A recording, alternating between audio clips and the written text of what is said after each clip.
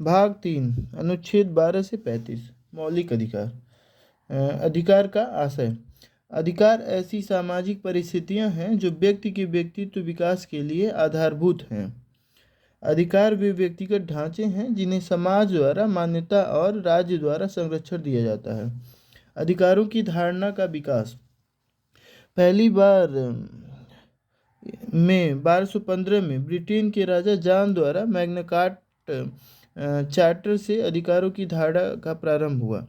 लेकिन अधिकारों की धारणा आधुनिक लोकतंत्र शासन प्रणाली की मुख्य विशेषता के रूप में। ब्रिटेन के बिल ऑफ राइट्स में अधिकारों की धारणा। अमेरिका में प्रथम संविधान संशोधन 1791 द्वारा संविधान में बिल ऑफ राइट्स शामिल, जहाँ से भारतीय संविधान का मूल अधिकार प्रेरित है। फ्रांस के मनुष्यों तथा नागरिकों के अधिकारों की घोषणा 1789 से अधिकारों की अधिक लोकप्रियता। अधिकारों का विकास क्रम। प्राकृतिक अधिकार ब्रिटिश विचारक जॉन लॉक द्वारा प्रतिपादित। प्राकृतिक अधिकार प्रकृति द्वारा प्रदत्त अधिकार है जो राज्य व सरकार के पूर्व से विद्यमान है। अतः प्राकृतिक अधिकार अनुलंघनीय होते हैं, अर्थात राज्य द्वारा इनका अतिक्रमण नहीं किया जा सकता है। प्राकृतिक अधिकारों में जीवन, स्वतंत्रता और संपत्ति का अधिकार शामिल होता है। प्राकृतिक अधिकार सार्वभौमिक होते हैं। वैधानिक अधिकार जेरेमी बेंथम द्वारा अधिकार राज्य द्वारा ही प्रदत्त होते हैं और राज्य की विधि द्वारा ही अधिकारों का संरक्षण किया जाता है। नागरिक राजनीतिक अधिकार राज्य के सदस्य होने के कारण प्राप्त अधिकार। राज्य के विरुद्ध नागरिकों को संरक्षण के रूप में वाक और अभिव्यक्ति की स्वतंत्रता, मुक्त आवागमन की स्वतंत्रता। मताधिकार निर्वाचित होने का अधिकार। सामाजिक आर्थिक अधिकार राज्य द्वारा ऐसे सामाजिक आर्थिक परिवेश का सृजन हो जिसमें समाज के वंचित वर्गों को मुख्य धारा से जोड़ा जा सके।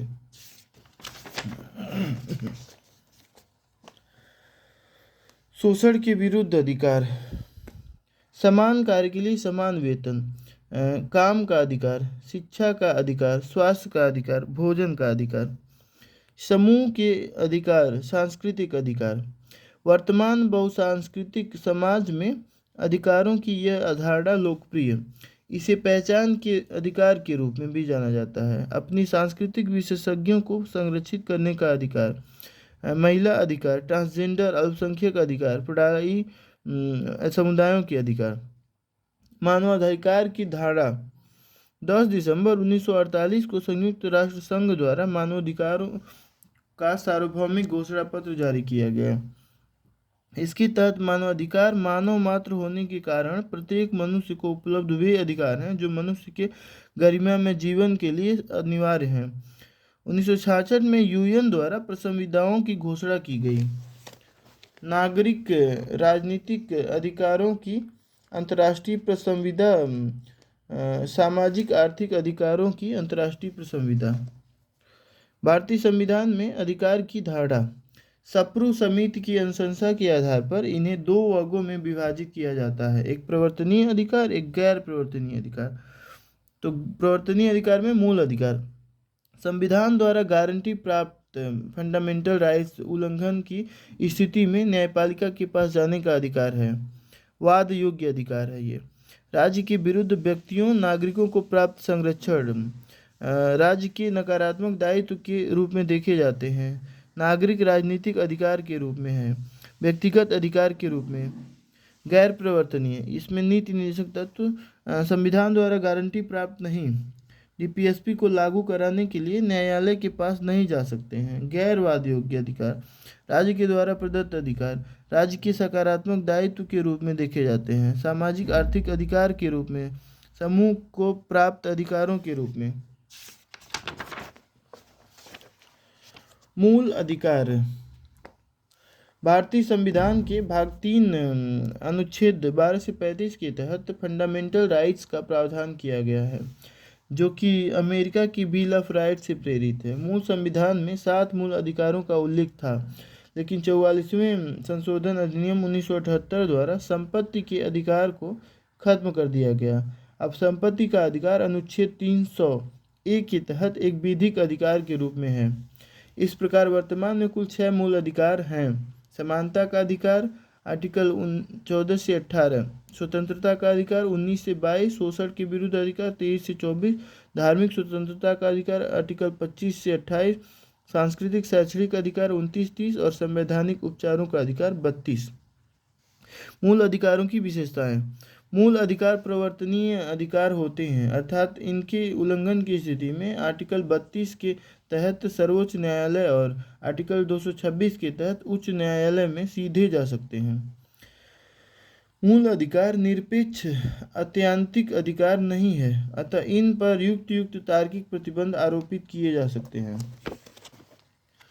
इसके द्वारा व्यक्तिगत और सामाजिक हित में सामंजस्य स्थापित करने का प्रयास किया गया है।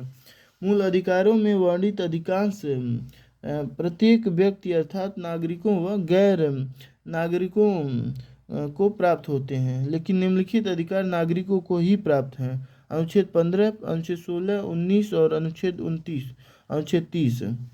मूल अधिकार नकारात्मक व सकारात्मक अधिकार के रूप में भी वर्गीकृत किए जाते हैं। नकारात्मक अधिकार राज्य की शक्ति को सीमित करते हैं, अर्थात राज्य को हस्तक्षेप करने से रोकते हैं, जैसे विधि की समझ समता आर्टिकल 14।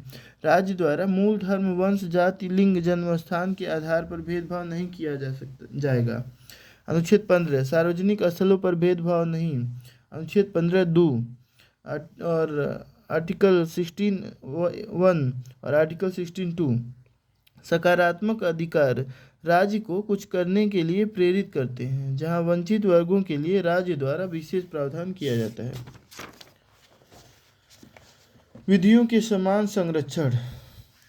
महिलाओं और बच्चों के लिए विशेष प्रावधान। विधियों का समान संरक्षण आर्टिकल 15(4) और आर्टिकल 15(5), आर्टिकल 15(6), आर्टिकल 15(4). राष्ट्रीय आपातकाल के दौरान अनुच्छेद 20 और 21 को छोड़कर अन्य मूल अधिकार निलंबित किए जा सकते हैं। अमेरिका में प्रचलित अधित्याग का सिद्धांत भारत में लागू नहीं किया जाता है, अर्थात संविधान द्वारा प्राप्त मूल अधिकारों को स्वेच्छापूर्वक त्याग नहीं किया जा सकता है। आर्टिकल 12 राज्य की परिभाषा। भारत सरकार और संसद, राज्य की सरकार और राज्य विधानमंडल, सभी स्थानीय अधिकारी, अन्य प्राधिकारी। न्यायपालिका सामान्यतः राज्य की परिभाषा में शामिल नहीं है, लेकिन जब न्यायपालिका प्रशासनिक भूमिका का निर्वहन करती है तो उसे राज्य की परिभाषा में शामिल किया जाता है। अनुच्छेद 13 आर्टिकल 13 का 1 संविधान पूर्व की विधियों के संबंध में। आर्टिकल 13 का 2 संविधान के पश्चात की विधियों के संबंध में। आर्टिकल 13 का 3 विधियों की परिभाषा, प्रवृत्त विधि का परिभाषा। आर्टिकल 13 का 4 इस अनुच्छेद के प्रावधान अनुच्छेद 368 के तहत संविधान संशोधन पर लागू नहीं होते हैं। आर्टिकल 13 का 2 राज्य द्वारा ऐसी कोई विधि नहीं बनाई जाएगी जो मूल अधिकारों को छीनती हो या न्यून करती हो, और ऐसा उल्लंघन करने वाली विधि उल्लंघन की मात्रा तक शून्य होगी। अनुच्छेद 13 का 3 इसके तहत विधि का आशय अध्यादेश, आदेश, उपविधि, नियम, विनियम, अधिसूचना, रूढ़ि, प्रथा। न्यायिक सिद्धांत। आच्छादन का सिद्धांत। इसके तहत संविधान पूर्व ऐसी विधि जो मूल अधिकारों से असंगत हो या उसे सीमित करती हो, उसे संविधान लागू होने के बाद ऐसे मूल अधिकार द्वारा आच्छादित कर लिया जाता है। अतः ऐसी विधि समाप्त नहीं होती बल्कि निष्क्रिय हो जाती है, और यदि आच्छादित करने वाले मूल अधिकार को समाप्त कर दिया जाता है तो ऐसे विधि पुनः प्रभावी हो जाती हैं। पृथक्करण का सिद्धांत। आर्टिकल 13(2) के तहत संविधान लागू होने के बाद राज्य ऐसी कोई विधि नहीं बनाएगा जो मूल अधिकारों को छीनती है, न्यून करती है। इस सिद्धांत के तहत किसी विधि के केवल वे भाग अवैध माने जाएंगे जो मूल अधिकारों से असंगत हों, जबकि विधि का शेष भाग वैध माना जाएगा। नोट आर्टिकल 13 का 2 न्यायिक समीक्षा के आधार के रूप में देखा जाता है। हालांकि न्यायिक समीक्षा शब्द का उल्लेख संविधान में कहीं भी नहीं दिया गया है। समानता का अधिकार। अनुच्छेद 14 भारत के राज्य क्षेत्र में किसी व्यक्ति के विधि के समक्ष समता या विधियों के समान संरक्षण से वंचित नहीं करेगा। व्यक्ति, नागरिक और गैर नागरिक, पुरुष महिला ट्रांसजेंडर, प्राकृतिक व्यक्ति, विधिक व्यक्ति। विधि के समक्ष समता, समान स्थिति में रहने वाले लोगों के साथ समान व्यवहार। यह ब्रिटेन के विधि के शासन पर आधारित है, जिसके तहत विधि की सर्वोच्चता, विधि के नज़र में सभी समान हैं। विधियों का समान संरक्षण, यह धारणा अमेरिका से प्रेरित है। असमान स्थिति में रहने वाले लोगों के साथ असमान व्यवहार, राज्य द्वारा समाज के वंचित वर्गों के लिए नकारात्मक भेदभाव किया जाता है। अमेरिका में इसे सकारात्मक क्रिया कहते हैं। विधि के समक्ष समानता के तहत वर्ग विधायन का निषेध है, लेकिन इसके तहत विधियों के युक्त वर्गीकरण की अनुमति है। विधियों का ऐसा वर्गीकरण दो शर्तों पर आधारित होना चाहिए। ऐसा वर्गीकरण बोधगम्य अंतरक पर आधारित होना चाहिए।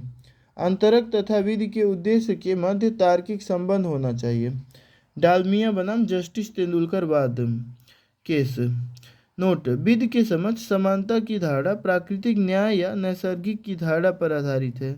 यह नैसर्गिक न्याय का आशय पक्षपातपूर्ण व्यवहार का न होना, अभियुक्त को कि अपना पक्ष रखने का अधिकार देना, बिना सुनवाई दंड नहीं, अभियुक्त का अपने ही विरुद्ध मामले का न्यायाधीश न बनना। विधि के समक्ष समानता के अपवाद।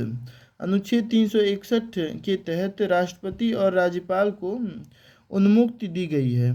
इनके कार्यकाल के दौरान इनके विरुद्ध किसी प्रकार की आपराधिक कार्रवाई नहीं हो सकती है। हालांकि सिविल दीवानी मामलों में कार्रवाई हो सकती है, लेकिन इसके लिए 2 माह पूर्व नोटिस भेजना आवश्यक है।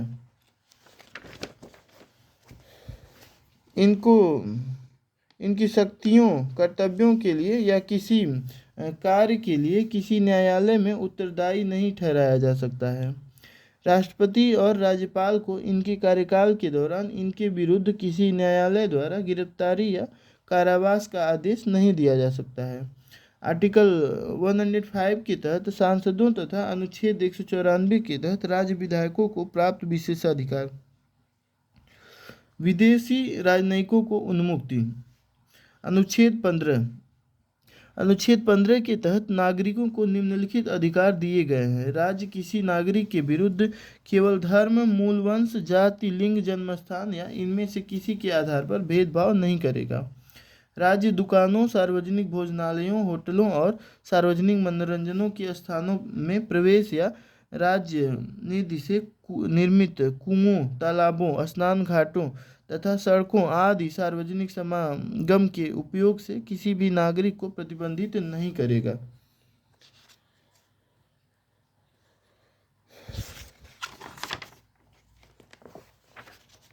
राज्य स्त्रियों और बालकों को कोई विशेष उपबंध कर सकता है। राज्य द्वारा सामाजिक और शैक्षणिक दृष्टि से पिछड़े हुए नागरिकों तथा अनुसूचित जातियों व जनजातियों के लिए कोई विशेष प्रावधान कर सकता है। इस प्रावधान श्रीमती चंपकम दुरई राजन बनाम मद्रास राज्यवाद में न्यायालय के निर्णय के बाद प्रथम संविधान संशोधन 1951 द्वारा शामिल किया गया था। राज्य सामाजिक और शैक्षणिक दृष्टि से पिछड़ों नागरिकों तथा अनुसूचित जातियों व जनजातियों की उन्नति के लिए शिक्षण संस्थानों में प्रवेश के लिए विशेष प्रावधान कर सकती है। यह प्रावधान सरकारी व निजी शिक्षण संस्थानों दोनों पर लागू होता है, लेकिन अनुच्छेद 30 के अधीन स्थापित अल्पसंख्यक शिक्षण संस्थानों पर यह प्रावधान लागू नहीं होता है। यह प्रावधान टीएमए पाई फाउंडेशनवाद तथा इनामदारवाद में न्यायालय के निर्णय के बाद 93वें संविधान संशोधन 2006 द्वारा शामिल किया गया था। राज्य द्वारा आर्थिक रूप से कमजोर वर्गों की उन्नति के लिए शिक्षण संस्थानों में उनके प्रवेश के संबंध में विशेष प्रावधान किया जा सकता है। 10% आरक्षण। यह प्रावधान सरकारी व निजी दोनों शिक्षण संस्थानों पर लागू होता है, लेकिन अल्पसंख्यक शिक्षण संस्थानों पर लागू नहीं होता है। इसे 103 संविधान संशोधन अधिनियम 2019 द्वारा शामिल किया गया है।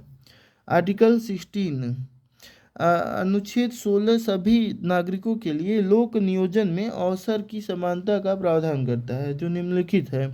राज्य के अधीन किसी पद पर नियोजन या नियुक्ति से संबंधित विषयों में सभी नागरिकों के लिए अवसर की समानता होगी। लोक नियोजन में केवल धर्म, मूल वंश, जाति, लिंग, उद्भव, जन्मस्थान, निवास या इनमें से किसी भी आधार पर राज्य द्वारा भेदभाव नहीं किया जाएगा।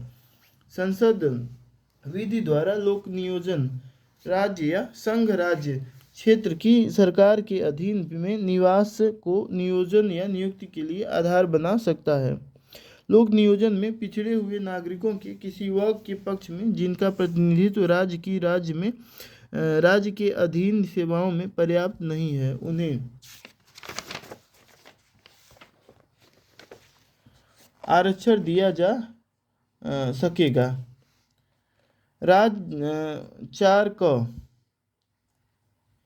राज्य द्वारा अनुसूचित जाति एवं जनजातियों को प्रोन्नति में आरक्षण परिमाणिक ज्येष्ठता सहित दिया जा सकेगा, यदि उनका प्रतिनिधित्व राज्य की राय में राज्य के अधीन सेवाओं में पर्याप्त नहीं है। इसे 17वें संविधान संशोधन द्वारा शामिल किया गया था।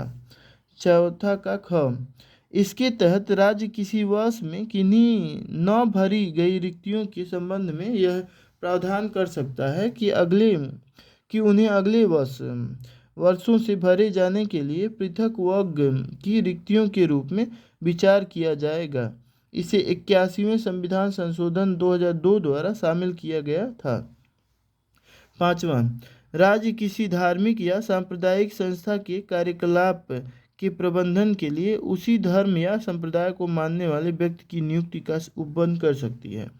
राज्य लोक नियोजन में आर्थिक रूप से कमजोर वर्गों के लिए 10% आरक्षण का प्रावधान कर सकती है। इसे 103वें संविधान संशोधन 2019 द्वारा शामिल किया गया है।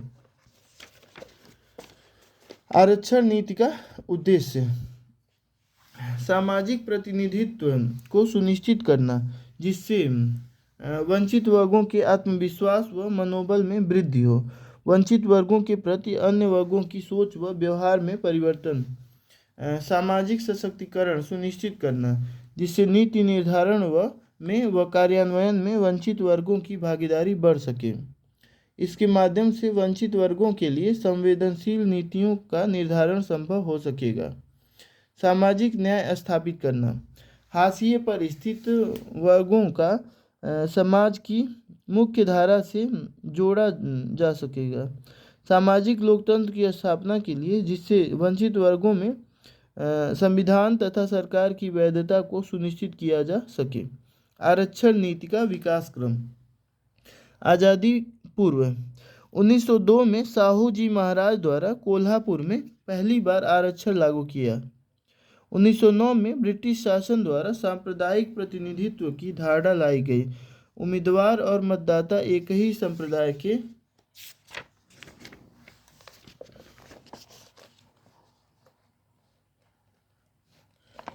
1909 में मुस्लिम समुदाय के लिए आरक्षण दिया गया। 1919 में सिख संप्रदाय के लिए भी पृथक निर्वाचक मंडल और 1932 में अनुसूचित जातियों के लिए पृथक निर्वाचन मंडल का प्रस्ताव। गांधी जी द्वारा आमरण अनशन, डॉक्टर अम्बेडकर जी के साथ गांधी का समझौता, फिर पूना पैक्ट नाम दिए गए जो समझौता हुआ। इसमें कांग्रेस के भीतर ही अनुसूचित जातियों के लिए आरक्षण का आश्वासन। आज़ादी के बाद आरक्षण 3 क्षेत्रों में। राजनीतिक संस्थाओं में अनुच्छेद 330 के तहत लोकसभा और अनुच्छेद 332 के तहत विधानसभा में SC/ST को आरक्षण। 73वें संविधान संशोधन द्वारा पंचायती राज व न्यायपालिकाओं में भी आरक्षण SC/ST, सरकार चाहे तो OBC को भी। सरकारी नौकरियों में आरक्षण अनुच्छेद 16(4) और 16(6) के तहत। शिक्षण संस्थानों में आरक्षण 15(5) और 15(6) के तहत।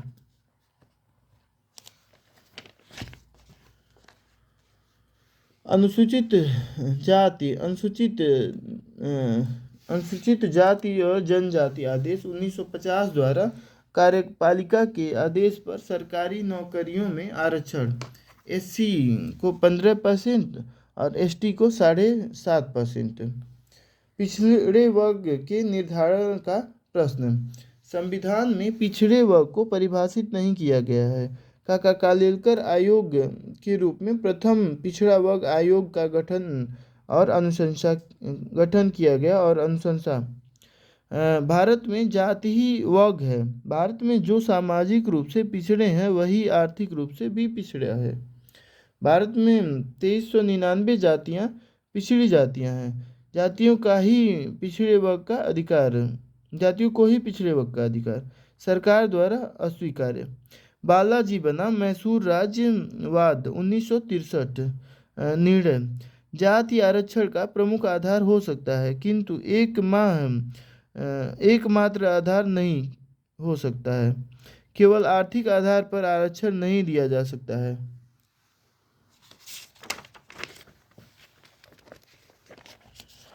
आरक्षण गरीबी उन्मूलन का साधन नहीं बल्कि सामाजिक न्याय का माध्यम है। पिछड़े वर्ग का निर्धारण सामाजिक व शैक्षणिक दोनों आधारों पर होना चाहिए। आरक्षण की उच्चतम सीमा 50% से अधिक नहीं होनी चाहिए। दूसरा, पिछड़ा वर्ग आयोग। मंडल आयोग 1978। प्रधानमंत्री मोरारजी देसाई द्वारा पिछड़े वर्ग को परिभाषित करने के लिए 3 आयाम व 11 संकेतकों का प्रयोग किया गया। सामाजिक पिछड़ापन 4 संकेतक, आर्थिक पिछड़ापन 4 संकेतक, शैक्षणिक पिछड़ापन 3 संकेतक। इस आधार पर भारत में 52% जनसंख्या अन्य पिछड़ा वर्ग ओबीसी में शामिल, जिसमें 44% ओबीसी हिंदू हैं और 8% ओबीसी गैर हिंदू। सरकारी नौकरियों में 27% आरक्षण की अनुशंसा की गई। निजी क्षेत्र में भी आरक्षण की अनुशंसा की गई। 1990 में बीपी सिंह सरकार द्वारा मंडल आयोग की अनुशंसा को लागू किया गया और ओबीसी के लिए 27% आरक्षण का प्रावधान गवर्नमेंट जॉब के लिए। नरसिम्हा राव सरकार के निर्णय। आर्थिक रूप से पिछड़े वर्ग के लिए 10% आरक्षण का प्रावधान। ओबीसी में आर्थिक रूप से संपन्न वर्ग को आरक्षण का लाभ नहीं दिया जाएगा। इंदिरा साहनीवाद मंडलवाद। आरक्षण की उच्चतम सीमा 50% से अधिक नहीं होगी। आर्थिक रूप से पिछड़े वर्ग को 10% आरक्षण देना अवैध है। ओबीसी में आर्थिक रूप से संपन्न वर्ग अर्थात क्रीमी लेयर को आरक्षण का लाभ नहीं मिलेगा। प्रोन्नति में आरक्षण का प्रावधान नहीं होगा। आरक्षण के संबंध में कैरी फॉरवर्ड नियम लागू होगा, लेकिन अगले 2 वर्षों के लिए और 50% की सीमा के अंदर। इंदिरा साहनीवाद के बाद की घटनाक्रम। 76वें संविधान संशोधन द्वारा तमिलनाडु के 69% आरक्षण के प्रावधान को 9वीं अनुसूची में शामिल कर दिया गया। हालांकि आईआर कोहलोवाद 2007 में न्यायालय ने यह निर्णय दिया कि अब 9वीं अनुसूची को भी न्यायिक समीक्षा हो सकती है। 9वीं अनुसूची की भी न्यायिक समीक्षा हो सकती है। 77वें संविधान संशोधन द्वारा अनुच्छेद 16(4) क के तहत अनुसूचित जातियों व जनजातियों के लिए प्रोन्नति में आरक्षण का प्रावधान किया गया। वहीं 85वें संविधान संशोधन द्वारा प्रोन्नति में आरक्षण को परिमाणिक वरिष्ठता पर आधारित माना गया। वर्ष 2006 में एम नागराजवाद में 77वें व 85वें संविधान संशोधन को चुनौती दी गई, लेकिन न्यायालय द्वारा इन दोनों संशोधनों को वैध माना गया। हालांकि न्यायालय के अनुसार प्रोन्नति में आरक्षण देने के लिए एससी व एसटी के अपर्याप्त प्रतिनिधित्व के मात्रात्मक आंकड़े प्रस्तुत करने होंगे। वहीं 2018 में न्यायालय ने जनरैल सिंह वाद में यह निर्णय दिया कि यदि राज्यों सरकारों के पास पर्याप्त आंकड़े उपलब्ध नहीं हैं तो भी प्रोन्नति में आरक्षण दिया जा सकता है। हालांकि भविष्य में ऐसे आंकड़े प्रस्तुत करने होंगे। अनुच्छेद 17 अस्पृश्यता का अंत या उन्मूलन। अनुच्छेद 17 के तहत अस्पृश्यता के अंत का प्रावधान किया गया है। हालांकि अस्पृश्यता को संविधान में कहीं भी परिभाषित नहीं किया गया है, लेकिन सामान्य अर्थों में इस पवित्रता और अपवित्रता की धारणा पर माना जा सकता है। जहां अस्पृश्य जातियों के साथ सामाजिक और मानसिक रूप से दूरी निर्मित कर दी जाती है। इस अनुच्छेद के तहत राज्य के साथ दो निजी व्यक्तियों के विरुद्ध भी संरक्षण प्राप्त है। यह एक निरपेक्ष अधिकार है, अर्थात इसका कोई अपवाद है। यह अनुसूचित स्वप्रचालनीय नहीं है, अर्थात इसे प्रभावी बनाने के लिए संसद को कानून बनाना पड़ेगा। इस संबंध में संसद द्वारा अस्पृश्यता उन्मूलन अधिनियम 1955 निर्मित किया गया। 1976 में जिसका नाम बदलकर नागरिक अधिकार संरक्षण अधिनियम 1955 कर दिया गया। इस अधिनियम के तहत 6 माह का कारावास या 500 रुपये का जुर्माना या दोनों दंड का प्रावधान किया जा सकता है। साथ ही यदि कोई लोक सेवक निष्पक्ष जांच न करे तो यह अपराध को प्रेरित करने वाला कार्य माना जाएगा।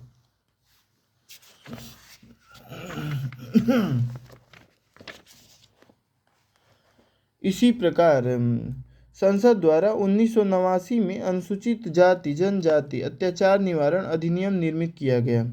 इस अधिनियम के तहत अनुसूचित जाति जनजाति के विरुद्ध गैर अनुसूचित जाति व जनजाति द्वारा किए गए अत्याचार पर आजीवन कारावास तक की सजा दी जा सकती है।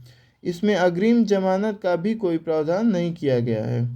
उपाधियों का अंत। आर्टिकल 14 राज्य द्वारा सैन्य और शिक्षा क्षेत्र के अतिरिक्त और भी किसी क्षेत्र में उपाधि नहीं दी जा सकती है।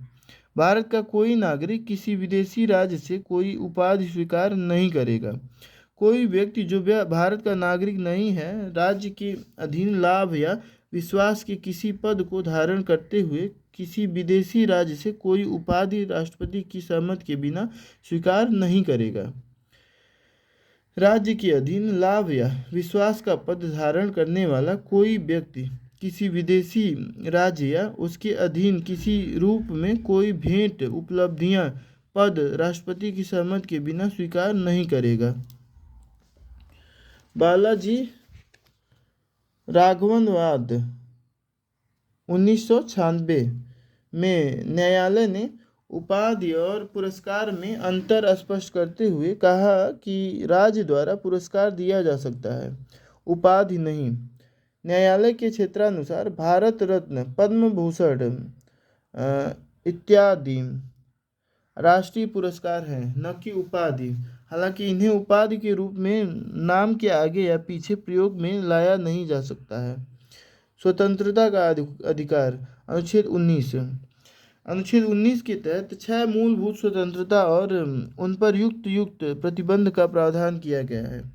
हालांकि मूल संविधान में अनुच्छेद 19 के तहत कुल 7 स्वतंत्रताओं का प्रावधान था, लेकिन 44वें संविधान संशोधन 1978 के द्वारा अनुच्छेद 19(1)(f) के तहत दिए गए संपत्ति के अर्जन और धारण करने की स्वतंत्रता को समाप्त कर दिया गया।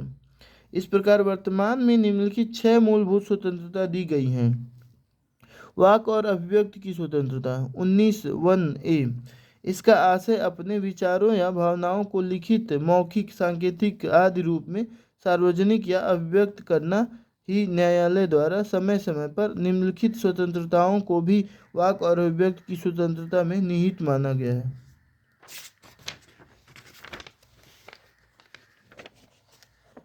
प्रेस की स्वतंत्रता।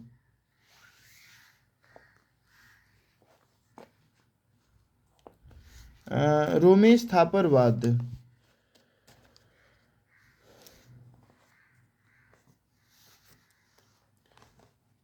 साकल पेपर्सवाद लिमिटेड, इंडियन एक्सप्रेसवाद, वैनिट कोलमैनवाद, राष्ट्रीय ध्वज फहराने की स्वतंत्रता, नवीन जिंदलवाद। सूचना का अधिकार, पीयूसीएल केस। ऑनलाइन अभिव्यक्ति का अधिकार, श्रेया सिंघालवाद। इंटरनेट तक पहुंच का अधिकार, अनुराधा भासीनवाद। मौन धारण का अधिकार, विजोए इमैनुएलवाद। भारत कुमार बनाम कम्युनिस्ट पार्टीवाद में न्यायपालिका ने बंद के आयोजन को असंवैधानिक माना। हड़ताल का अधिकार मूल अधिकार नहीं है। वाक और अभिव्यक्ति की स्वतंत्रता पर अनुच्छेद 19(2) के तहत निम्नलिखित 8 आधारों पर युक्त युक्त प्रतिबंध आरोपित किए किए जा सकते हैं। भारत की प्रभुता व अखंडता। इस संबंध में आईपीसी की धारा 124(a) के तहत राजद्रोह का प्रावधान किया गया है, जिसमें आजीवन कारावास या जुर्माना या दोनों की सजा का प्रावधान हो सकता है। वहीं मोहम्मद अब्दुल कसाब वाद में आतंकी घटनाओं के सीधे प्रसारण पर प्रतिबंध को युक्त युक्त प्रतिबंध माना। राज्य की सुरक्षा। दूसरा, राज्य की सुरक्षा। तीसरा, विदेशी राज्यों के साथ मैत्रीपूर्ण संबंध। चौथा, लोक व्यवस्था। पांचवा, शिष्टाचार या सदाचार। आईपीसी की धारा 292 के तहत सार्वजनिक स्थलों पर अश्लील तथ्य या सामग्री के प्रदर्शन, वितरण और बिक्री को अवैध घोषित किया गया है। न्यायिक अवमानना। संविधान के अनुच्छेद 129 और अनुच्छेद 215 के तहत क्रमशः सर्वोच्च व उच्च न्यायालय को न्यायिक अवमानना के आधार पर दंड देने का अधिकार है। न्यायिक अवमानना अधिनियम 1971 के तहत न्यायिक अवमानना के 2 रूपों का उल्लेख है। पहला, दीवानी न्यायिक अवमानना। इसके तहत जानबूझकर न्यायालय के निर्णय का निरादर किया जाता है। आपराधिक न्यायिक अवमानना। इसके तहत न्यायालय के प्राधिकार को चुनौती देना या न्यायिक कार्यवाहियों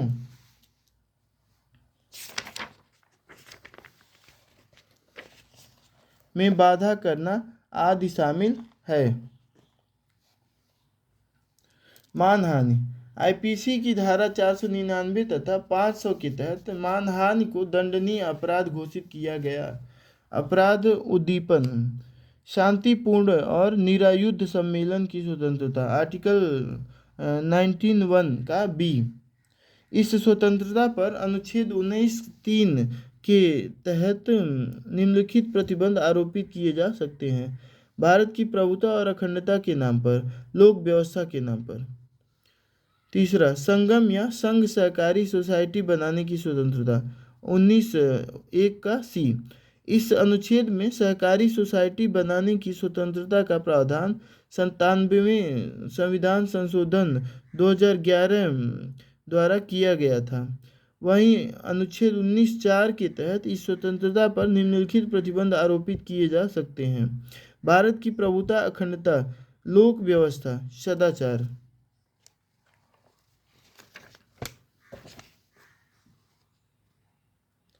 भारत के राज्य क्षेत्र में कहीं भी आने जाने की स्वतंत्रता, आर्टिकल 19(1) डी तथा भारत के राज्य क्षेत्र में कहीं भी निवास करने और बसने की स्वतंत्रता, आर्टिकल 19(1) ई। इन दोनों स्वतंत्रताओं पर अनुच्छेद 19(5) के तहत निम्नलिखित प्रतिबंध आरोपित किए जा सकते हैं। साधारण जनता के हित में, एसटी के हित में। कोई वृत्ति, उपजीविका, व्यापार पर या कारोबार करने की स्वतंत्रता, आर्टिकल 19(जी). अनुच्छेद 19(6) के तहत इस स्वतंत्रता पर निम्नलिखित आधार पर प्रतिबंध आरोपित किए जा सकते हैं।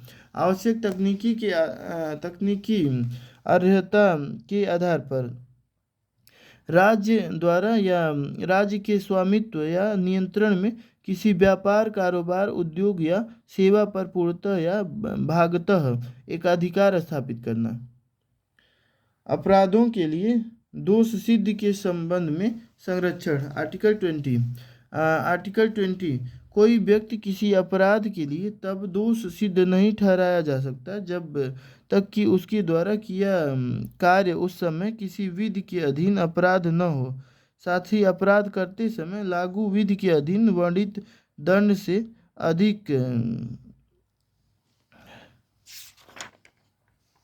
अधिक दंड नहीं दिया जा सकता है। इस प्रकार आपराधिक कानूनों को भूतलक्षी प्रभाव द्वारा लागू नहीं किया जा सकता है। हालांकि दीवानी कानूनों को भूतलक्षी प्रभाव दिया जा सकता है। किसी व्यक्ति को एक ही अपराध के लिए एक बार से अधिक अभियोजित या व दंडित नहीं किया जाएगा। अर्थात संविधान में दोहरे दंड का प्रावधान नहीं है, लेकिन यहाँ दोहरा दंड केवल न्यायिक कार्यवाहियों के लिए प्रतिबंधित है, विभागीय कार्यवाहियों के लिए नहीं। अतः किसी व्यक्ति के विरुद्ध विभागीय कार्यवाही और न्यायिक दोनों हो सकती हैं। किसी अपराध के लिए अभियुक्त किसी व्यक्ति को स्वयं अपने विरुद्ध साक्षी होने के लिए बाध्य नहीं किया जा सकता है। हालांकि उससे चिकित्सीय साक्ष्य जैसे डीएनए, रक्त, फिंगरप्रिंट्स ईटीसी लिए जा सकते हैं। वहीं सेल्वी बनाम कर्नाटकवाद राज्य में न्यायपालिका में टेलीग्राफिक नार्को व ब्रेन मैपिंग के लिए बाध्य करने को अनुच्छेद 20 का 3 के विरुद्ध माना। शाम 6 बजे के बाद लड़की स्त्रियों का पुरुष नहीं रोक सकती है, हेलमेट इत्यादि में। प्राण और दैहिक स्वतंत्रता का संरक्षण आर्टिकल 21। अनुच्छेद 21 के तहत किसी व्यक्ति को उसके प्राण या दैहिक स्वतंत्रता से विधि द्वारा स्थापित प्रक्रिया के अनुसार ही वंचित किया जाएगा, अन्यथा नहीं। यहाँ विधि द्वारा स्थापित प्रक्रिया की धारणा जापान से ली गई है। प्रारंभ में न्यायपालिका ने A.K. गोपालनवाद में इस अनुच्छेद की व्याख्या सीमित अर्थों में की, जिसके तहत यह निर्णय दिया कि यह अनुच्छेद केवल कार्यपालिका के विरुद्ध संरक्षण देता है, न कि विधायिका के विरुद्ध। हालांकि मेनका गांधीवाद में न्यायालय ने इसकी व्यापक व्याख्या की। इस वाद में न्यायपालिका ने मानवीय जीवन को पशुवत जीवन से भिन्न मानते हुए यह निर्णय दिया कि जीवन के अधिकार का आशय केवल भौतिक अस्तित्व के संरक्षण से नहीं है, बल्कि इसका वास्तविक अर्थ उद्देश्यपूर्ण, अर्थपूर्ण और गरिमामय जीवन जीने से है। इसी प्रकार दैहिक स्वतंत्रता का आशय यह है कि प्रत्येक व्यक्ति अपने शरीर का संप्रभु है और उसे स्वयं से संबंधित निर्णय लेने की स्वतंत्रता है। न्यायालय ने इस वाद में विधि द्वारा स्थापित प्रक्रिया के साथ साथ अमेरिका में प्रचलित विधि की सम्यक प्रक्रिया की धारणा को भी स्वीकार किया।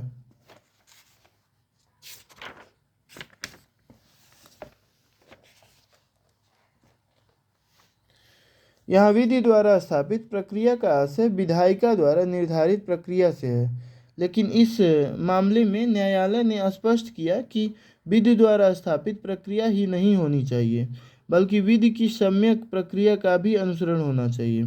अर्थात विधायिका द्वारा निर्मित विधि अतार्किक, भेदभाव पूर्ण या मनमानेपन पर आधारित नहीं होनी चाहिए। अतः अनुच्छेद 21 के तहत कार्यपालिका और विधायिका दोनों के विरुद्ध संरक्षण प्राप्त है। नोट: न्यायालय ने इस वाद में अनुच्छेद 19 और 21 को संविधान के स्वर्णिम त्रिभुज के सिद्धांत के रूप में स्वीकार किया है, क्योंकि ये तीनों अनुच्छेद प्रारंभिक न्याय या नैसर्गिक न्याय की धारणा पर आधारित हैं। नोट: अनुच्छेद 19 के तहत जहाँ सीमित क्षेत्रों में स्वतंत्रता का प्रावधान है, वहीं अनुच्छेद 21 के तहत दैहिक स्वतंत्रता की धारणा अधिक व्यापक है, जैसे विदेश जाने का अधिकार। मेनका गांधीवाद के बाद जीवन के अधिकार पर न्यायिक निर्णय। उन्नीकृष्णवाद, शिक्षा का अधिकार। हुसैन आरा खातूनवाद, शीघ्र सुनवाई का अधिनियम। परमानंद कहारावाद, चिकित्सकीय सहायता पाने का अधिकार।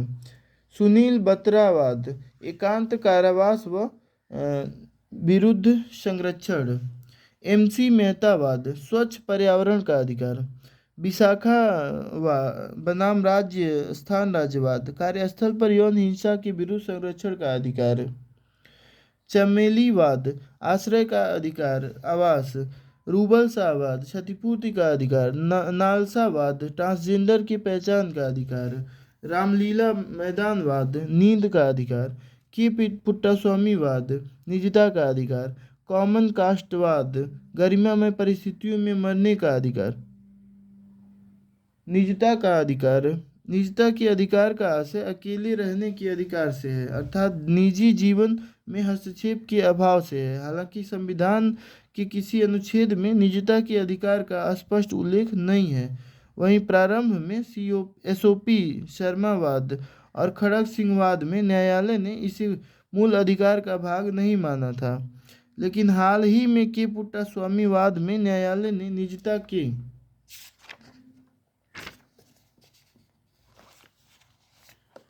अधिकार को जीवन के अधिकार के रूप में मूल अधिकार का अभिन्न हिस्सा माना है। न्यायालय ने इस अधिकार के तहत निम्नलिखित अधिकार को शामिल माना है: शारीरिक अखंडता का अधिकार, सूचनात्मक स्वनिर्धारण का अधिकार, चयन की स्वतंत्रता का अधिकार। यहाँ निजता का अधिकार निरपेक्ष अधिकार नहीं है, अर्थात यह विधि द्वारा स्थापित प्रक्रिया के अधीन है। यूथनेसिया, इच्छा मृत्यु। प्रारंभ में रतिनाथवाद में न्यायालय ने मरने के अधिकार को जीवन के अधिकार में शामिल माना, लेकिन ज्ञानकौरवाद में न्यायालय ने निर्णय बदल दिया और कहा कि जीवन के अधिकार में मरने का अधिकार नहीं है। वहीं अरुणासानवाद में न्यायालय ने पहली बार निष्क्रिय इच्छा मृत्यु की धारणा को स्वीकार किया। उल्लेखनीय है कि निष्क्रिय इच्छा मृत्यु तब दी जा सकती है जब व्यक्ति निष्क्रिय अवस्था में और जीवन रक्षक प्रणाली के द्वारा जीवित हो।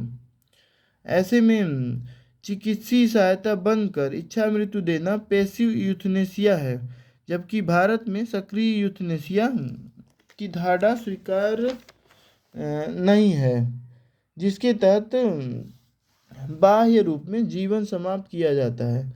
इसी प्रकार हाल ही में कॉमन काजवाद में न्यायालय ने गरिमामय परिस्थिति में मरने के अधिकार को जीवन के अधिकार को स्वीकार माना, अर्थात पैसिव यूथनेसिया को माना।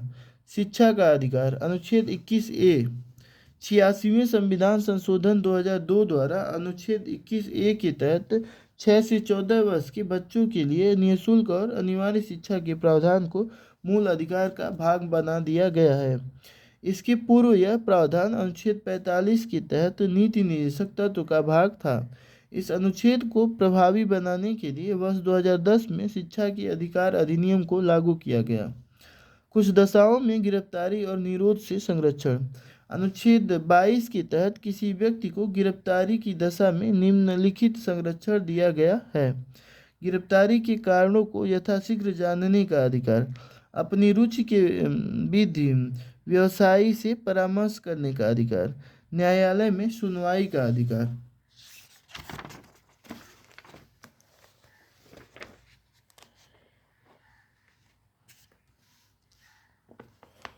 इसके तहत प्रत्येक व्यक्ति को 24 घंटे की अवधि में नज़दीकी मजिस्ट्रेट के समक्ष उपस्थित करने का प्रावधान है। इसमें पात्रा की अवधि शामिल नहीं होती है।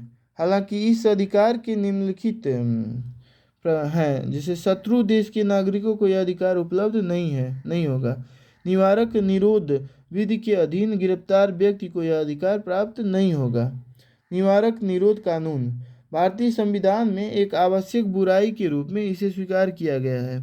इसके तहत अपराध घटित होने के पूर्व संदेह के आधार पर भी किसी व्यक्ति को गिरफ्तार किया जा सकता है, अतः इसे व्यक्तिगत स्वतंत्रता के विरोध में देखा जाता है, लेकिन इसे राष्ट्र की एकता और अखंडता के लिए आवश्यक भी माना जाता है।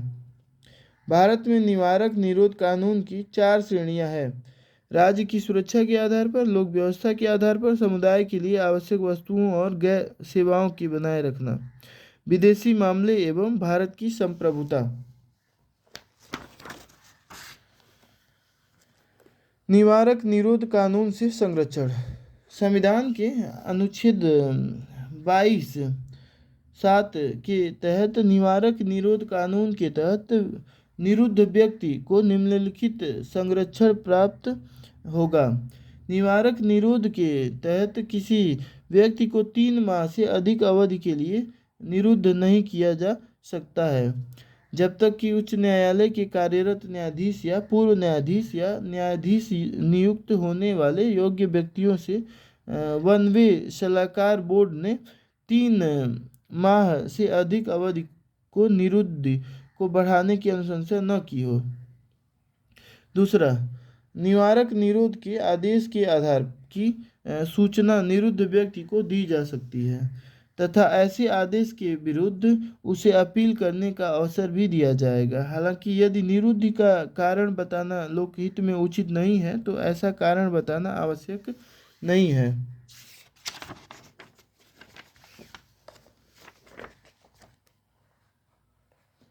शोषण के विरुद्ध अधिकार। अनुच्छेद 23 मानव के दुर्व्यापार एवं बलात्श्रम का प्रतिषेध। अनुच्छेद 23 के तहत मानव दुर्व्यापार और बेगार तथा इसी प्रकार का अन्य बलात्श्रम प्रतिबंधित किया गया है।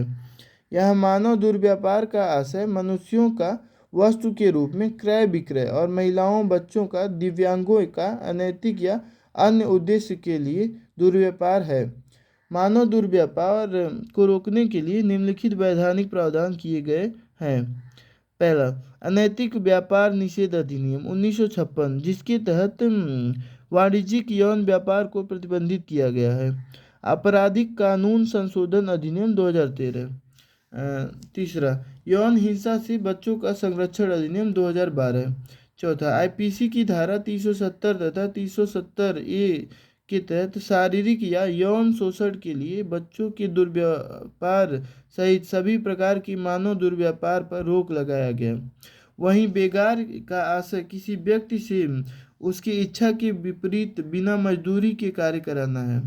वहीं बलात् श्रम को परिभाषित करते हुए न्यायालय ने एशियाट वकसवाद में निर्णय दिया कि किसी व्यक्ति से उसकी इच्छा के विपरीत कम वेतन या बिना वेतन के बलपूर्वक कार्य कराना तथा आर्थिक वित्तशता के कारण भी ऐसे कार्य कराना बलात्श्रम की परिभाषा में आता है। इस संबंध में संसद द्वारा बंधुआ मजदूर प्रणाली उन्मूलन तथा विनियमन अधिनियम 1976 को निर्मित किया गया। हालांकि अनुच्छेद 23(2) में इस अधिनियम का एक अपवाद है, जिसके तहत राज्य सार्वजनिक प्रयोजन के लिए अनिवार्य सेवा का प्रावधान कर सकती है, लेकिन ऐसा करने में राज्य धर्म, मूल वंश, जाति या वर्ग या इनमें से किसी आधार पर कोई भेदभाव नहीं करेगी। बाल श्रम पर निषेध। अनुच्छेद 24 के तहत 14 वर्ष से कम आयु के बालक को किसी कारखाने या खान या किसी परिसंकट में नियोजन में नहीं लगाया जाएगा। इस संबंध में संसद द्वारा बाल श्रम निषेध अधिनियम 1986 निर्मित किया गया, जिसके तहत 18 व्यवसाय और 65 प्रक्रियाओं में बाल श्रम को प्रतिबंधित किया गया है। कुल 83 क्षेत्र। साथ ही बाल श्रम के लिए न्यूनतम 3 माह के दंड का प्रावधान किया गया, जिसे 1 वर्ष की अवधि तक बढ़ाया जा सकता है।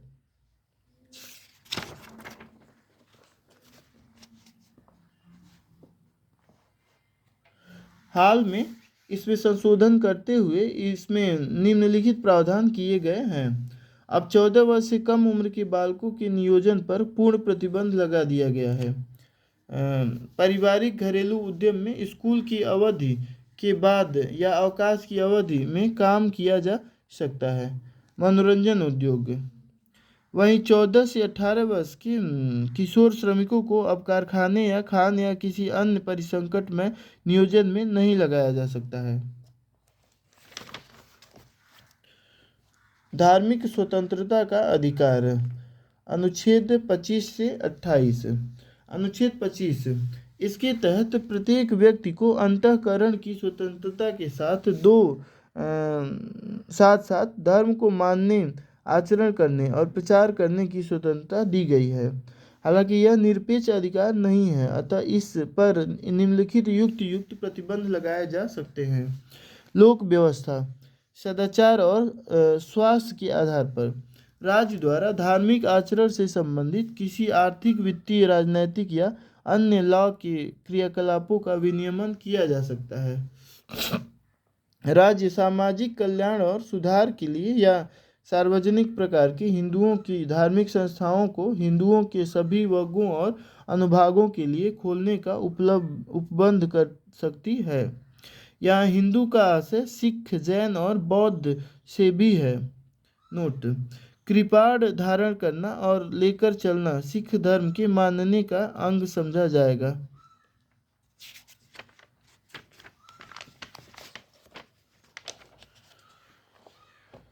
धर्म के आधारभूत तत्व का सिद्धांत।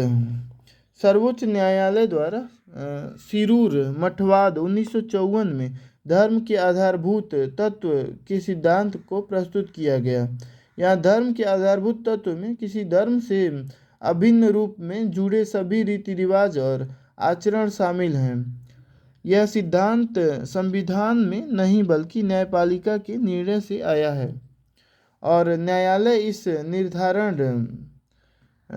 निर्धारक निम्नलिखित आधारों पर करती है। मूल धर्म ग्रंथ के आधार पर, धर्म के उद्भव के समय प्रचलित प्रथा के आधार पर, अनुयायियों के के व्यवहार पर। न्यायालय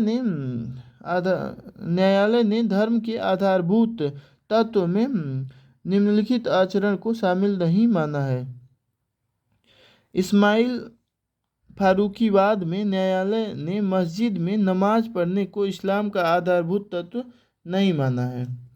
आनंद मार्गवाद में न्यायालय ने सार्वजनिक स्थल पर तांडव को धर्म का आधारभूत तत्व नहीं माना है। मोहम्मद हनीफ कुरैशीवाद में न्यायालय ने बकरीद पर गौवध को इस्लाम का आधारभूत तत्व नहीं माना है। सायरा बानोवाद में न्यायालय ने 3 तलाक की इस्लाम का आधारभूत तत्व नहीं माना है। सबरीमाला मंदिर वाद में न्यायालय ने मंदिर में महिलाओं के प्रवेश को रोकना हिंदू धर्म का आधारभूत तत्व नहीं माना है। धर्म परिवर्तन का मुद्दा, धर्म परिवर्तन को धार्मिक स्वतंत्रता के मूल अधिकार का भाग नहीं माना गया है। इस संबंध में ओडिशा, मध्य प्रदेश जैसे कुछ राज्यों ने बल, लोभ और कपट के आधार पर धर्म परिवर्तन को दंडनीय अपराध बताने वाली विधि निर्मित की, जिसे न्यायालय में चुनौती दिया गया। स्टेनिसलासवाद में न्यायपालिका ने इन कानूनों को वैध माना। अनुच्छेद 26 धार्मिक कार्यों के प्रबंध की स्वतंत्रता। अनुच्छेद 25 जहां व्यक्तिगत स्तर पर धार्मिक स्वतंत्रता का प्रावधान करता है, वहीं अनुच्छेद 26 सामूहिक स्तर पर धार्मिक स्वतंत्रता को सुनिश्चित करता है। इसके तहत प्रत्येक धार्मिक संप्रदाय को निम्नलिखित धार्मिक अधिकार दिए गए हैं। धार्मिक एवं दान के उद्देश्य से संस्थाओं की स्थापना और पोषण का अधिकार, अपने धार्मिक मामलों को प्रबंधित करने का अधिकार, चल और अचल संपत्ति के अर्जन और स्वामित्व का अधिकार।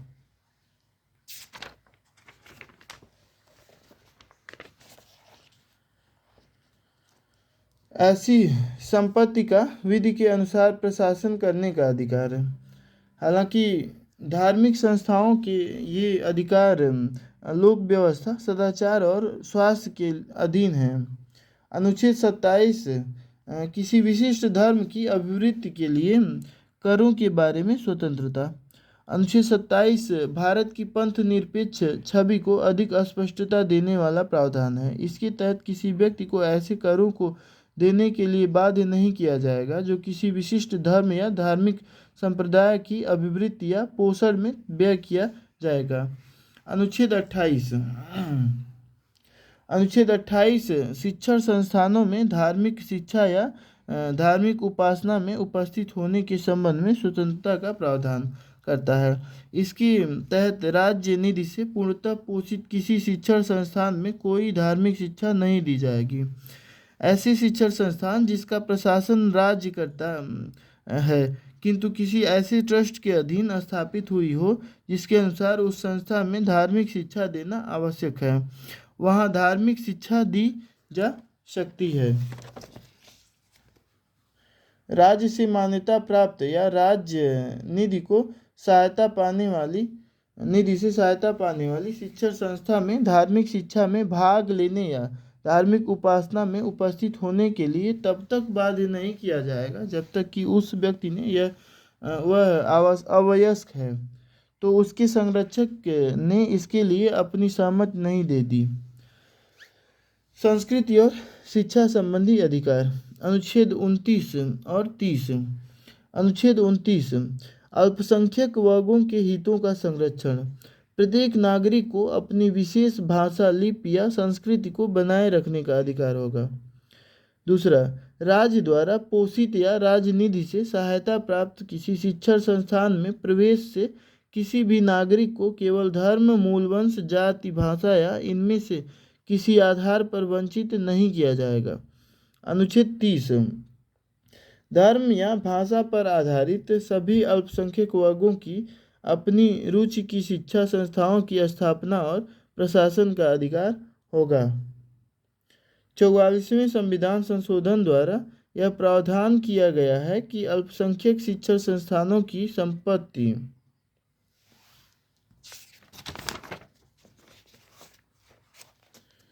के अनिवार्य अर्जन के लिए विधि बनाते समय राज्य यह सुनिश्चित करेगा कि इसके लिए अल्पसंख्यक शिक्षण संस्थानों को उचित रकम दी जाएगी।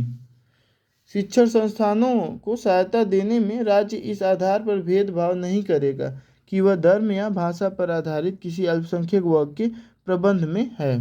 संविधान में अल्पसंख्यक शब्द को परिभाषित नहीं किया गया है। हालांकि टीएमए फाई फाउंडेशनवाद में न्यायालय ने इस संदर्भ में निम्नलिखित निर्णय दिया है। अनुच्छेद 30 के तहत अल्पसंख्यकों को धार्मिक तथा भाषाई दो आधारों पर वर्गीकृत किया गया है। न्यायालय के अनुसार अल्पसंख्यक को अखिल भारतीय स्तर पर परिभाषित नहीं किया जा सकता है, बल्कि इसके निर्धारण के लिए राज्य को इकाई के रूप में माना जाएगा। अतः किसी राज्य में धार्मिक या भाषाई रूप में जिस समुदाय की जनसंख्या 50% से कम होगी उसे अल्पसंख्यक समूह का दर्जा दिया जा सकता है। वहीं न्यायालय ने सेंट स्टीफन्स कॉलेजवाद में निर्णय दिया कि अल्पसंख्यक शिक्षण संस्थानों द्वारा अपने समुदाय के लिए 50% सीटें आरक्षित की जा सकती हैं।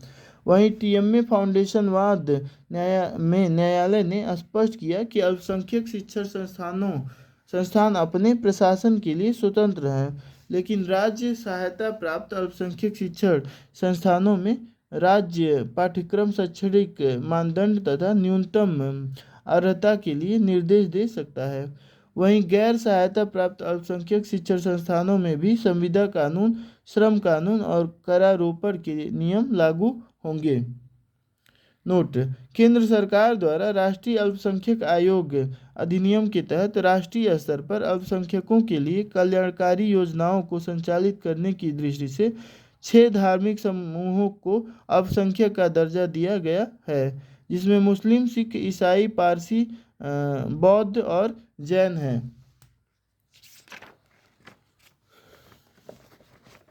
संवैधानिक उपचारों का अधिकार। मूल अधिकारों के उल्लंघन की स्थिति में अनुच्छेद 32 द्वारा संवैधानिक उपचारों के माध्यम से मूल अधिकारों के संरक्षण का प्रावधान किया गया है, इसलिए इसे सभी मूल अधिकारों के लिए आधारभूत माना जाता है। डॉक्टर अंबेडकर भी इस अनुच्छेद को संविधान की आत्मा के रूप में देखते हैं। उल्लेखनीय है कि इस अनुच्छेद के तहत सर्वोच्च न्यायालय में सीधे जाने का अधिकार दिया गया है और यह प्रावधान स्वयं में एक मूल अधिकार है। यह अनुच्छेद प्रत्येक व्यक्ति को विधायिका और कार्यपालिका दोनों के विरुद्ध संरक्षण प्रदान करता है। इसके तहत मूल अधिकारों को प्रवर्तित कराने के लिए सर्वोच्च न्यायालय में अपील करने का अधिकार दिया गया है। मूल अधिकारों को प्रवर्तित कराने के लिए सर्वोच्च न्यायालय निर्देश या आदेश या रीट जारी कर सकता है। यहाँ रीट के अंतर्गत बंदी प्रत्यक्षीकरण, परमादेश, प्रतिषेध, अधिकार परीक्षा और उत्प्रेषण रीट शामिल हैं। संसद को यह शक्ति दी गई है कि वह विधि द्वारा सर्वोच्च न्यायालय की इन शक्तियों को किसी अन्य न्यायालय को प्रदान कर सकता है। संविधान में दिए गए प्रावधानों के अलावा इस अनुच्छेद द्वारा प्राप्त अधिकारों को निलंबित नहीं किया जा सकता है। इन प्रावधानों के कारण ही सर्वोच्च न्यायालय को मूल अधिकारों का संरक्षक कहा जाता है। 5 रीट बंदी प्रत्यक्षीकरण, इसका शाब्दिक अर्थ है सशरीर उपस्थित करना। जब किसी व्यक्ति को अवैध रूप से गिरफ्तार या निरुद्ध किया जाता है तो सर्वोच्च न्यायालय यह रीट जारी कर सकती है। इस रीट को व्यक्तिगत स्वतंत्रता के संरक्षण के लिए यह महत्वपूर्ण माना जाता है। यह रीट न केवल लोक अधिकारी बल्कि निजी व्यक्ति के विरुद्ध भी जारी किया जा सकता है। हालांकि निम्नलिखित स्थितियों में यह रीट जारी नहीं किया जा सकता है। यदि न्यायालय द्वारा ही गिरफ्तारी का आदेश दिया गया हो, यदि ऐसा व्यक्ति न्यायालय की अधिकारिता में न हो। परमादेश, इसका शाब्दिक अर्थ है हम आदेश देते हैं। यह रीट सर्वोच्च न्यायालय द्वारा तब जारी किया जाता है जब किसी लोक प्राधिकारी द्वारा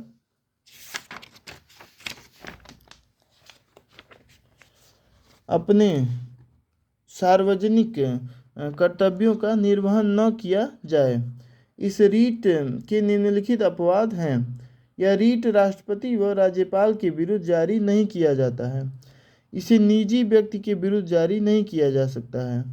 प्रतिषेध, इसका शाब्दिक अर्थ है मना करना। इसके तहत सर्वोच्च न्यायालय किसी निचली अदालत को अपने अधिकार क्षेत्र के बाहर जाकर कार्य करने से रोका जाता है। यह रोक सकता है। यह न्यायालय के विरुद्ध जारी किया जाने वाला रीट है। उत्प्रेषण, इसका शाब्दिक अर्थ है प्रमाणित करना। यह रीट न्यायालय द्वारा निचली अदालतों, अधिकरणों और सार्वजनिक अधिकारियों के विरुद्ध जारी किया जाता है। यह रीट तब जारी किया जाता है जब निचली अदालतें, अधिकरण या प्रशासनिक अधिकारी अपने अधिकार क्षेत्र के बाहर जाकर निर्णय लेते हैं। ऐसे निर्णयों को न्यायालय द्वारा निरस्त कर दिया जाता है और अपने पास मंगवा लिया जाता है।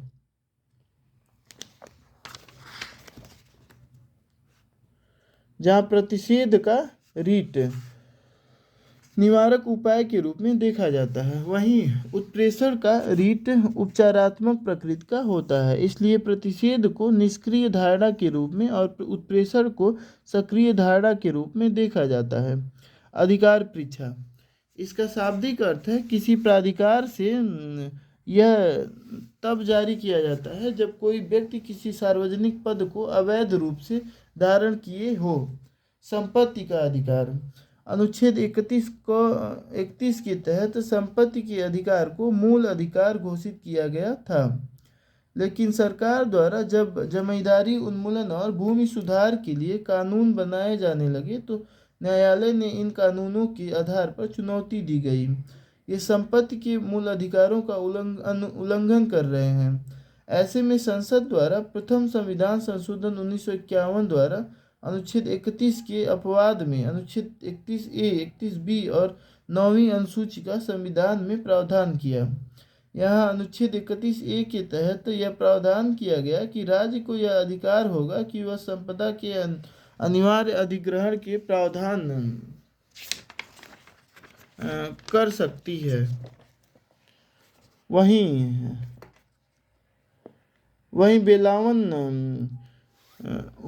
बेलावनर्जी वाद में न्यायालय ने यह भी स्पष्ट कर दिया कि संपत्ति के अधिग्रहण पर क्षतिपूर्ति बाजार की दर से होगी।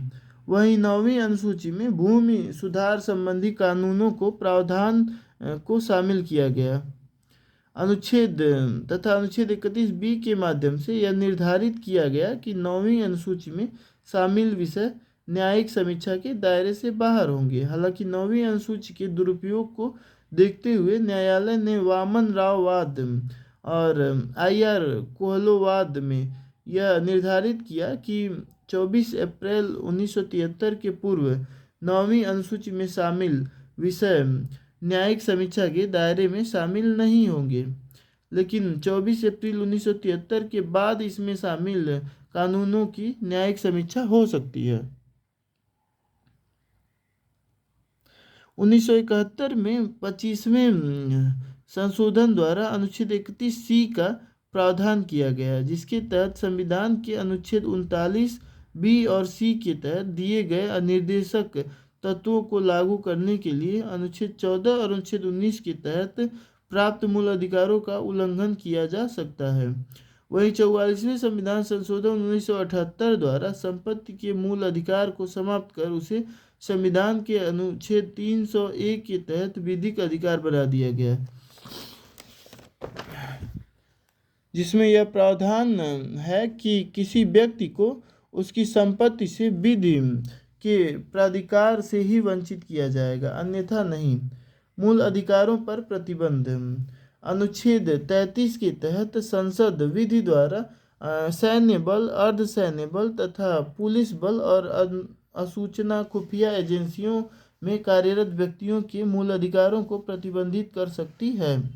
इस संबंध में संसद द्वारा सेना अधिनियम 1950, वायुसेना अधिनियम 1950 और नौसेना अधिनियम 1957 निर्मित किए गए। वहीं अनुच्छेद 34 के तहत संसद किसी क्षेत्र में सैन्य कानून लागू कर सकती है तथा इस आधार पर उस क्षेत्र में निवास करने वाले व्यक्तियों के मूल अधिकारों को प्रतिबंधित किया जा सकता है।